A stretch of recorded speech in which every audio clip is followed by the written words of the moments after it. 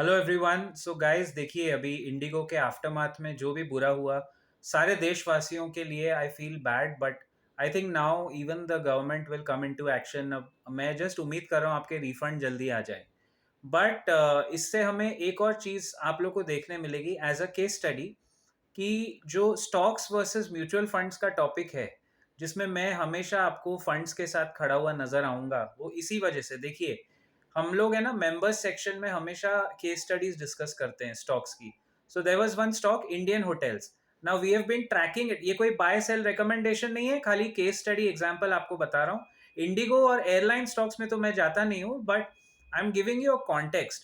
So there was Indian Hotels, वो 685 पे उसने सपोर्ट लिया और हम लोग डिस्कस कर रहे थे। वो वहां से चलता हुआ 745 750 तक गया। अच्छा चला। ये क्राइसिस हुई, इंडिगो का शेयर तो गिरा ही गिरा, बट अनफॉर्चुनेटली जो सारे रिलेटेड होटल इंडस्ट्री होंगे या थोड़े बहुत टूरिज्म रिलेटेड होंगे, वो शेयर्स गिरे। लेकिन दोस्तों, टूरिज्म का जो म्यूचुअल फंड है, वो कभी भी उतना नहीं गिरेगा जितने इंडिविजुअल स्टॉक्स गिरेंगे। और क्योंकि ये सेक्टर नया है, और आप लोग शायद मुझे जानते हो, ये मेरा वन ऑफ द फेवरेट्स है। क्योंकि फ्यूचर पे जब आप बेट कर रहे हो तो शॉर्ट टर्म में, प्रेजेंट में ऐसे गुफअप्स होते रहेंगे। इसका ये मतलब मत निकालिए कि इंडिया में टूरिज्म खत्म हो जाएगा, सेक्टर कुछ नहीं होगा। ऐसा कभी नहीं होता है। इसका एग्जाम्पल प्रमाण दूं? प्रत्यक्ष को प्रमाण की जरूरत नहीं है, फिर भी देता हूं। इमेजिन कीजिए, 3 महीने पहले जब ट्रंप ने टैरिफ लगाए थे, 25 + 25 50। 25 उसमें से वापस होने, अभी वो डील हो जाएगी तो शायद वापस हो ही जाएंगे। I am sure, we are all waiting, market is waiting for that. जब वो टैरिफ लगे थे और जब वो H1B वीजा का इशू हुआ था सितंबर में, आपको याद है? वो H1B बैन किए थे।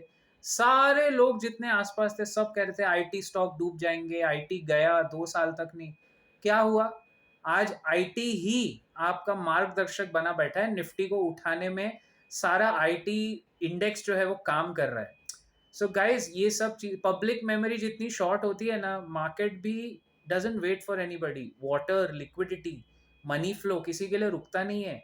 हमारा एक और एग्जांपल, बिरला सॉफ्ट, जिसको कोई पानी पूछने वाला नहीं था 350 पे, आज 2 महीने के अंदर बॉस 435 पे आके खड़ा हो गया। These are case studies.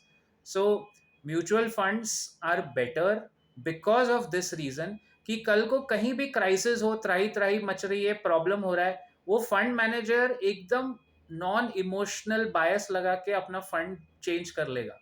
लेकिन आप और हम अगर उसी सेक्टर के स्टॉक में फंसे हैं, हम उसको कभी चेंज इतनी जल्दी नहीं कर पाएंगे। और फंड का एनएवी भी इतना इम्पैक्ट नहीं होता जितना स्टॉक प्राइस होता है।